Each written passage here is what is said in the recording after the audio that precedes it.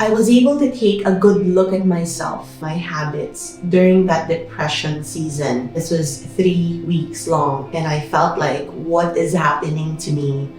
I literally couldn't shake it off. I couldn't.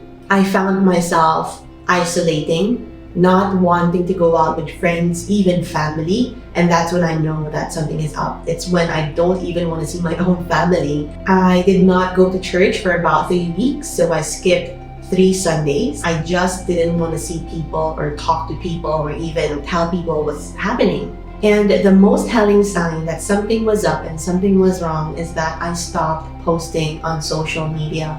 I wasn't posting anything on my stories, on my feed. I wasn't replying to people. I wasn't doing my devotions on the Bible Brunch Manila main group chat, and I felt bad about that. I felt bad for skipping because we were doing so great, day 1, day 2, day 3, and I just stopped. When the season happened, it just felt like nothing mattered anymore for some reason. Somehow I felt like the hole that I was in was permanent and that no amount of reading Christian posts or listening to sermons would ever answer that. And that's obviously a lie. Things were already going bad, right?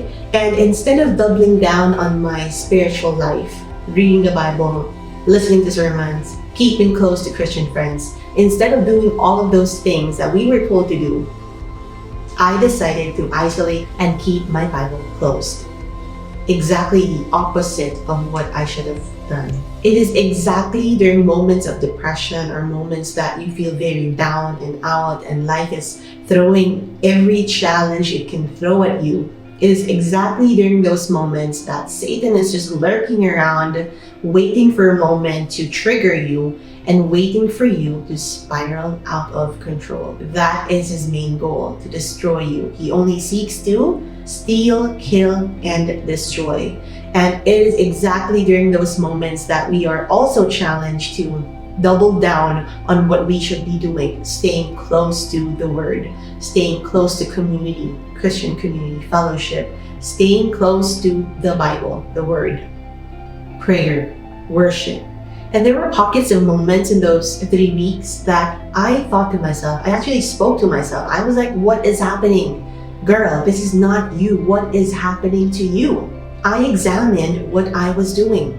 I knew that I wasn't getting morning sun, and the morning sun is such a big deal to me because I know that it affects the brain, it affects my mood, it affects everything. So I knew I wasn't getting that. I knew I wasn't eating well. I kept ordering. I didn't have the energy to cook at home. I was overworking myself. I did not respect my own boundaries of stopping when I felt like my eyes are too blurry already, or when I felt like my back was aching from sitting down all day. I wasn't respecting my own boundaries. Number 4, I was bottling up emotions. This is a big thing for me. I was bottling up emotions, and I realized this when I had dinner with my best friend Jessica. And it was the first time in a long time that I cried my eyes out. And the emotions that I released, all of it was a combination of everything that was happening in all aspects of my life that I subconsciously bottled up inside. Releasing emotions is very essential to being alive as a person. And that is one thing that I noticed that I stopped doing subconsciously for some reason. Another point was something that was happening in my spiritual life. And this is again a subconscious thing. I didn't know that I was doing it. And I only realized that I was doing it again when I felt like I was reaching another point of a burnout. I know that I am human. I know that I have given my life to Christ and I'm born again. I also know that even if you've done that, it doesn't mean that temptations won't come. It doesn't mean that you're not going to sin again. And somehow, subconsciously, I've put this certain expectation on myself when it comes to my spiritual life, which also led me to this deep, dark hole. And somehow, this simultaneously happened with all the other things happening in other aspects of my life. It was the perfect moment for Satan and his minions to attack me, and attack me they did. So subconsciously, I've already set a certain expectation for myself on how I should act how I should run Bible Brunch Manila, how I should be in the community group chat. I should do the devotions every day. I should do this. I should do that. I should do. But that is not what loving Jesus is all about, and I forgot that. In the middle of all the chaos, I forgot that.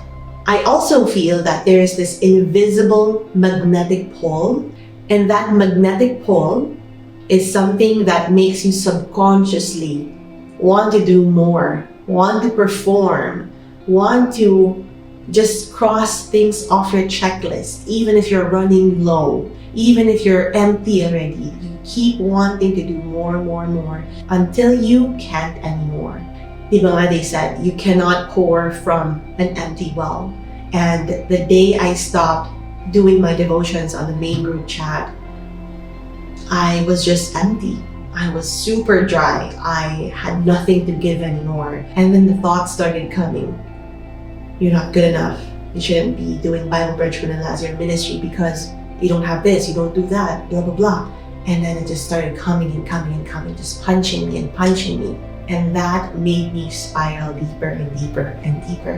And that made me realize that the battleground is in our mind.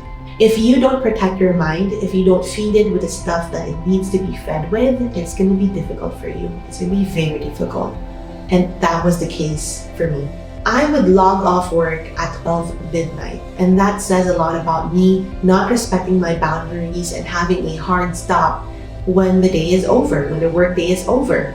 And then after work, I would go on TikTok. I would scroll endlessly. And then I look at the clock, it's already 3 in the morning, and that's when I stop and go to bed. That's really bad for your mental health, emotional health, physical health, all the aspects of your health. It's so bad. It's so bad. I was feeding the negative juju that was already in my proximity because I allowed myself subconsciously to feed my brain with news about what? UFOs, news about hopelessness, and all the bad stuff, because I was feeding myself with content that were very negative. I got so fed up with Christian content wherein different people would go after each other and say na, oh, you said the wrong thing, this is correct, what you said is wrong, this is not correct, away sila. And that's the reason why I just skipped Christian content altogether. It's just too much for me, and my brain couldn't handle it, and somehow I associated it with Jesus. All of the chaos in the Christian community online, somehow I associated that with my relationship with Jesus, which I shouldn't have done, because we all know that people are imperfect. We are crazy people. You know that? We are crazy, we are chaotic, and that is not Jesus. It's not Jesus. So then I came to a point where I was like, I will not watch Christian content anymore because magulo silang lahat. And I decided to isolate myself, which is really bad, because we all know that when you are isolated, that is the best position for the enemy to attack. So then imagine being in this hole and unplugging yourself from the Christian community, not tending to your spiritual life. You give in to, your fleshly desires. And it was until one morning I woke up from a dream. And it's funny because this dream, I knew that it was a spiritual attack. Because in that dream, the enemy tempted me again to sin against my own body like he did the days prior. But what's so different with this dream and this day is that I saw like 3 figures which are very blurry, and I heard it very clearly. And one figure said, "You cannot touch her. She is a daughter of God." It was so clear, crystal clear. And then I opened my eyes and I woke up. And all feelings of wanting to sin against my own body dissipated. And that happened 2 days before I got out of this depressive state. I don't know what you believe, but I believe that that dream was God's intervention. Even though I wasn't talking to him, he sent maybe his angels, his warrior angels, to intervene in my behalf. Dreams like that are messages, and it really just depends on what you do with those dreams and those messages in those dreams. This episode is just a long-winded way of saying that when the honeymoon stage with God is over, it is your responsibility to stick with your habits. Stick with the habits that you know are good for you. Stick with the habits that you know won't pull you back to the world. You need to stick with those habits. Reading the Bible, praying, praising, worshiping, staying close to community, not unplugging yourself and just isolating yourself, because you know what's gonna happen if you do all of that stuff. If you want a relationship to work, what do you do? Even when the honeymoon stage is over, what do? You keep working at it. You keep investing in this relationship. And how do we invest in a relationship with Jesus? It is by sticking to the Word. It is by reading the Bible and just reading it even though you don't feel like it, because the flesh is going to be the flesh. It's going to make you feel that you don't want to pray, that you don't want to worship, that you don't want to go to fellowship with people. It's the flesh. And this is going to happen for the rest of our lives, and that may seem scary to you, but it's just a reminder. It's a reminder for every Christian out there listening to this podcast or watching this podcast, and especially a reminder for me.